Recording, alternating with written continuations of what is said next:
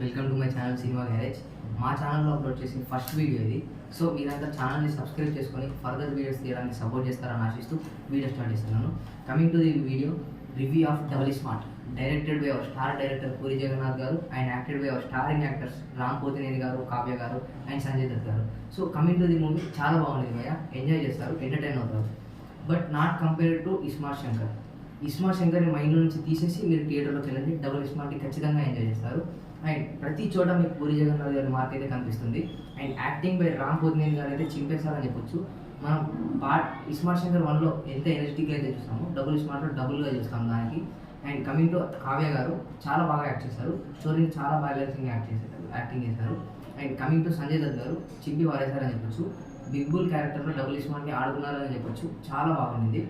And coming to the direction భయ్య, పూరి జగన్నాథ్ గారు చింపేశారని చెప్పొచ్చు.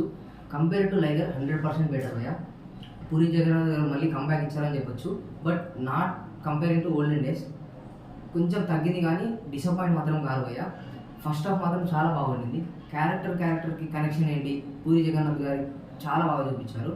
అండ్ సంజయ్ దత్ గారి మధ్య కనెక్షన్, ఇంకా రామ్ పోతినేని గారి మధ్య కనెక్షన్ ఎలా వచ్చింది అనేది కూడా చాలా బాగా చూపించారు. అది మీకు సెకండ్ హాఫ్లో చూపిస్తారు. And coming to second half భయ్య, చాలా బాగుండింది.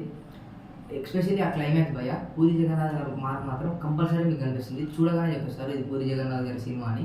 ఎందుకంటే ప్రతి సినిమా కంపేరింగ్ టు ఓల్డ్ సినిమాలు చూసుకోండి, టెంపర్ సినిమా కావచ్చు, ఇజం సినిమా కావచ్చు, చాలా సేమ్ యాస్టీస్ క్లైమాక్స్ మార్క్ ఎలా ఉంటుందో అలాగే సేమ్ ఉంటుంది.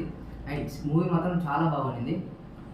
మూవీలో మైనస్ పాయింట్ ఏంటంటే భయ్య, మ్యూజిక్ డైరెక్టర్ భయ్య చాలా డల్ అనిపించింది. బ్యాక్గ్రౌండ్ మ్యూజిక్ కానీ పాటలు కానీ ఇస్మార్ట్ శంకర్ 1తో పోలిస్తే పాటలు బాగాలేవు. And coming to background music కూడా బాగాలేవు. చాలా ఇయర్స్ గ్యాప్ వచ్చినందుకు అనుకుంటా. నాకైతే బ్యాక్గ్రౌండ్ మ్యూజిక్ అసలు నచ్చలేదు. బట్ మూవీ మాత్రం చాలా బాగుంది భయ్య.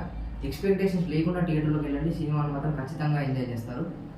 మూవీలో హైలైట్ ఏంటంటే భయ్య, మదర్ సెంటిమెంట్ భయ్య. పోచమ్మ అని కొత్తగా ఒక మదర్ సెంటిమెంట్ యాడ్ చేశారు ఇస్మార్ట్ శంకర్లో, హైలైట్ ఉంది భయ్య. And coming to the rating భయ్య, నేనైతే 5కి 3 స్టార్స్ ఇస్తాను భయ్య. నాకు మాత్రం చాలా బాగా నచ్చింది. బట్ ఇంకా కొంచెం ఎక్స్పెక్టేషన్స్తో వెళ్ళాను. సో ఎక్స్పెక్టేషన్స్ అయితే రీచ్ కాలేదు, కానీ చూడొచ్చు భయ్య, సినిమా మాత్రం చాలా బాగుండేది. సో ఇది కానీ ఇయాటి మన వీడియో.